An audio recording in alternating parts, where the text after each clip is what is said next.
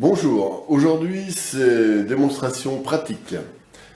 Voilà, donc j'ai réalisé plusieurs tableaux, mais enfin je vais parler d'un tableau aujourd'hui pour montrer la démarche que j'essaie d'utiliser pour améliorer, approfondir, enrichir, adoucir en fait tout un travail d'élaboration du tableau.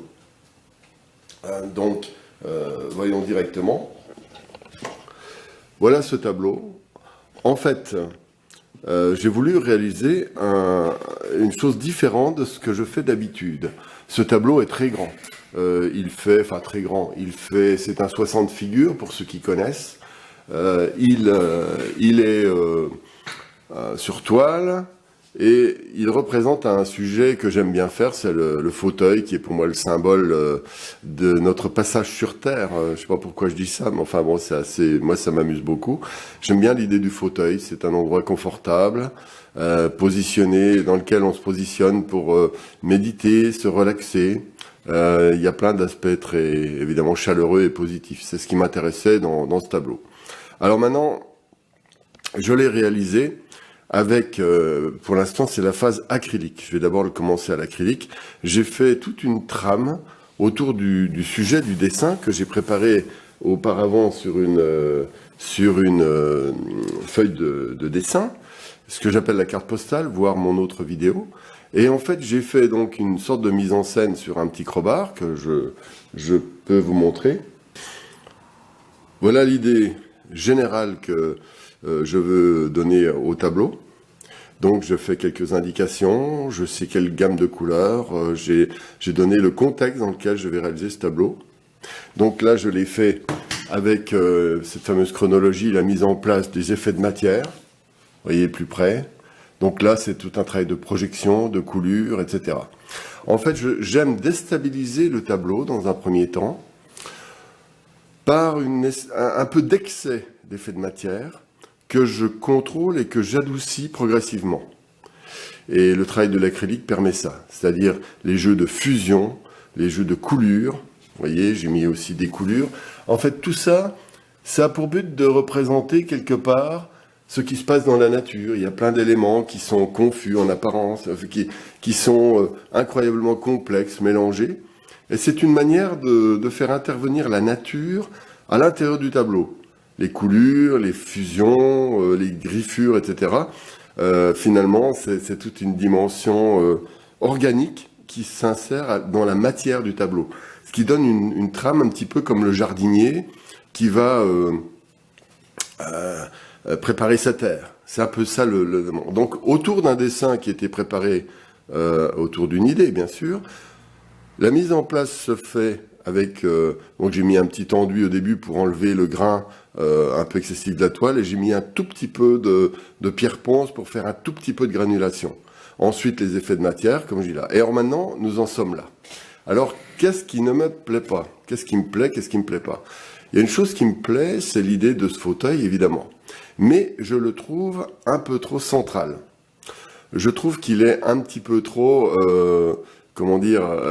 solaire, et c'est un petit peu excessif. Donc il va falloir que je trouve des tas d'astuces pour le modifier. Et c'est là, à mon avis, un élément intéressant.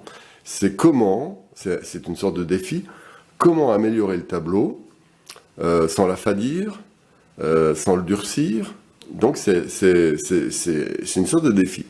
Évidemment, le tableau ne peut pas se faire dès le début, une fois pour toutes sur le papier, puis on le réalise un petit peu comme on ferait une photocopie. Le tableau, en fait, on le fait en avançant. Et ce tableau se fait plus à travers le peintre, à mon avis, que ce n'est pas une émanation du cerveau du peintre, mais c'est plutôt une espèce d'interaction avec le monde psychique, voire spirituel, qui pénètre à l'intérieur une espèce de jeu d'interface. Finalement, la toile, c'est une boule de cristal qui met en mouvement toute une conscience mystérieuse qui est à l'intérieur de nous, et mystère aussi qui est dans le monde. Alors, qu'est-ce qui va pas, à mon avis? Alors, ce qui va pas, c'est ce côté central, je viens de le dire. Ensuite, j'ai laissé des zones de réserve en bas, qui vont permettre de, comment dire, de travailler légèrement pour créer un premier plan, par exemple. Mais je n'ai rien mis pour l'instant. Sur les côtés, il y a des excès, comme je le disais tout de suite, d'effets de matière. Donc, le défi, c'est améliorer le sujet, c'est-à-dire le sujet qui est le mystère d'un fauteuil qui positionne, qui est la position de l'homme dans la nature, quelque part, et d'autre part, y intégrer d'autres éléments sans que ça devienne pour autant anecdotique. Par exemple, si je mets une pomme ici, ça va donner une indication différente que si je mets un réveil. En fait, si je mets un réveil, je vais donner des symboles, un symbole du temps, qui va, par exemple, il m'intéresse d'ailleurs ce symbole, mais qui est très particulier. Donc c'est pour cette raison qu'il y a des moments où il est important de méditer le tableau. On ne peut pas brutalement mettre un réveil, une pomme, etc. Parce que, si vous voulez, le scénario du tableau doit être parfaitement intégré et il faut qu'il vienne presque naturellement. Alors, donc, déjà, je pense, quand je suis dans ce genre de phase, il faut que j'avance d'un cran. C'est-à-dire que le tableau, c'est comme un escalier et je dois avancer marche par marche. Et en fait, chaque fois qu'on monte d'une marche, on a un nouveau point de vue qui permet d'avancer encore plus loin. Alors déjà, toutes ces zones-là sont trop complexes. Il va falloir que je les adoucisse. Alors, il faut que je les adoucisse, mais je voudrais que ça reste clair. Mais en même temps, je vais faire une base peut-être de glacis rosé. Et je vais peut-être intégrer des petits éléments, mais très discrets, cachés dedans. Ça peut être des oiseaux, des éléments liés à la nature. Ah ouais, c'est mon côté fleur bleue aujourd'hui. Ensuite, en bas, ce fauteuil, il est tout seul. Si je crée un premier plan, par exemple, si je mets des rochers, des cailloux, un peu plus ici, et je fasse couler de l'eau ici, et ainsi, si je rajoute ici des rochers, et pareil, je ferai couler de l'eau comme une sorte d'écoulement, pour moi, ça me fait penser à l'idée que la vie est un écoulement. Donc ce fauteuil est dans la nature, avec toute une vie, l'eau, évidemment, le symbole, et la fluidité, la légèreté. Donc ça me plaît bien. Donc en fait, ce tableau ne me déplaît pas pour l'instant, mais il y a plein de choses qui vont pas. Mais si je commence par ça, c'est une marche d'escalier, adoucir un petit peu ici et là, ensuite repréciser quelques éléments. C'est souvent, quand un tableau est bloqué, c'est parce que des éléments de dessin ne sont pas présents. Évidemment, nous sommes loin du travail final. Il faut que l'objectif, c'est que le tableau soit absolument parfait dans tous ses détails. C'est-à-dire que le vrai sujet du tableau, c'est la texture, la vitalité, le mouvement, à l'intérieur de ces effets de matière.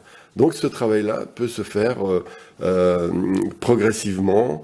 La matière devient, comme je vous dis, la boule de cristal.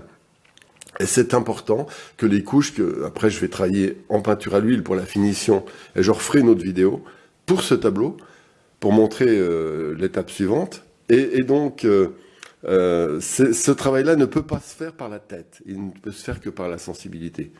Là, derrière, j'ai mis une barrière en bois, j'aime bien, c'est un petit peu le symbole du monde avec nos conditionnements. Enfin bon, j'écris pas un bouquin, c'est plutôt pour le plaisir esthétique de faire une sorte de cadre aussi. Voilà. Il y a un peu trop de symétrie. Alors, voilà une petite astuce, c'est que je m'interroge sur ce point qui est au centre d'un fauteuil, qui lui-même est au centre. Déjà, en enlevant ce nœud ici, ça va sans doute diminuer la symétrie. Donc ça, je vais sans doute l'enlever. Voilà. Donc, l'étape suivante, va falloir que j'avance pour le ciel. Eh bien, le ciel aussi, je veux qu'il soit très léger. C'est-à-dire que les arbres apparaissent, alors plus foncés par ici, plus foncés par là, telle sorte qu'il y ait une espèce de trouée de lumière. Toujours cette idée qu'il y a un éveil vers quelque chose. Et quand tout ça sera fait, je pense que je ferai un lien entre ce clair et légèrement une partie du fauteuil. Une manière de mettre en valeur certaines parties d'un tableau, c'est d'en faire disparaître d'autres. Par exemple, si je fais un travail plus net ici, mais qu'en même temps je fais disparaître un peu cette zone-là, comme j'ai commencé à le faire, et ici, je fais donc un appel très fort vers ici. Il faut gérer donc tout ça, des zones qui apparaissent. Ici, je fais un peu disparaître, et je vais augmenter la disparition. Ici, je vais faire des éléments pour créer un élément de dissymétrie. Alors, je vais peut-être mettre une planche. Ici, j'avais envie de mettre une planche. J'aime bien mettre des planches. Pourquoi? Parce que c'est mon bon plaisir, tout simplement. Donc, en fait, je vais gérer les choses telles qu'elles sont pour quelque chose qui est un petit peu trop rigide, comme c'est le cas par la composition. L'astuce, c'est de trouver sans cesse des outils pour décaler, faire disparaître, ajouter, préciser, etc. C'est un vrai plaisir, et c'est un plaisir qui suit une logique spontanée. Ce n'est pas une sorte de grosse souffrance, c'est un immense plaisir. Un petit peu, c'est ce que j'appelle la technique du peintre paresseux. Je me mets dans mon fauteuil et puis je laisse venir ce genre d'idée. Ce que je viens de vous dire, j'y ai pensé pendant un quart d'heure, une demi-heure avant de faire la vidéo. Voilà, tout simplement. Ensuite, il y a des tas d'astuces, mais je montrerai peut-être dans une autre vidéo. Alors, une petite astuce, simplement juste pour indiquer comment je fonctionne. Là, j'ai mis un petit peu d'eau, c'est de l'acrylique, hein, et ensuite, ça me permet, par exemple, si je trouve que quelque chose est trop foncé,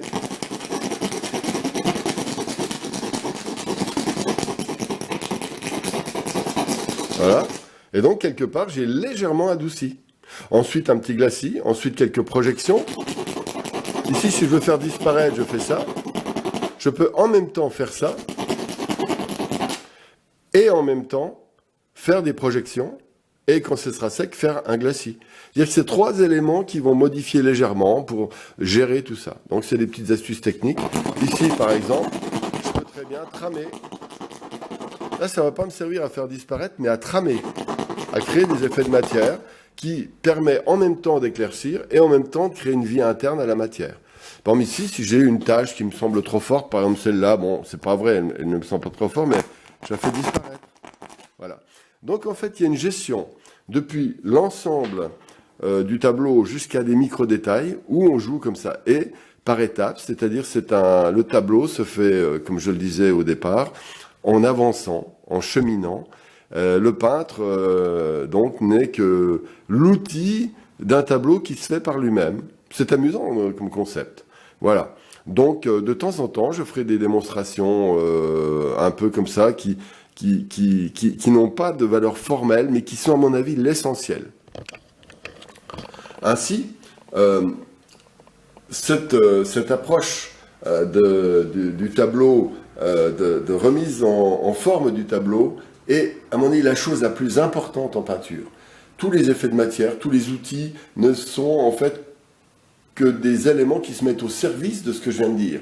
C'est-à-dire que ce regard posé, informel, sur le tableau en train de se faire, les réponses inconscientes qui s'imposent, pas par la tête, mais par une espèce d'intelligence beaucoup plus grande.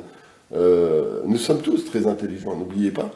Et puis, cette intelligence intuitive, inconsciente, diraient certains, c'est un jeu, c'est l'élément le plus important de la peinture. C'est pour cette raison qu'il faut se doter d'une technique assez bonne, mais pas sans forcément la virtuosité, parce que j'en parlerai de la virtuosité qui est aussi quelque part un blocage. Mais il faut un bon niveau dans tous les aspects techniques, couleur, peinture, matière, etc., pour pouvoir donner des réponses à ce questionnement intuitif, à ce regard un petit peu intrigué face au mystère du tableau. En fait, quelque part, qu'est-ce qu'on est en train de faire quand on fait ça? On fait la même chose que dans la nature, dans la vie.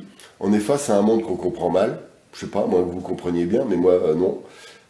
Et donc, ce questionnement est l'élément intéressant de la vie, comme c'est l'élément intéressant du tableau. Le tableau lui-même, quand il est fini, n'est que le témoignage de ce processus. Il faut pas il est important, mais comment dire, il n'est qu'un élément que l'on pose comme un souvenir, quelque part, quand il est fini. Et donc, on passe ensuite au tableau nouveau que nous sommes en train de faire.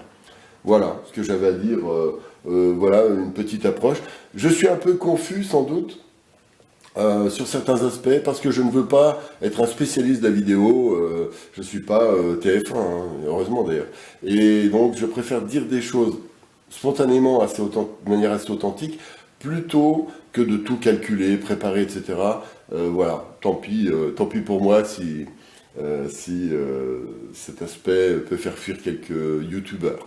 Voilà, bah je vous souhaite une bonne journée, et puis voilà, allez-y si vous êtes peintre, appliquez la méthode, vous verrez, c'est sympa.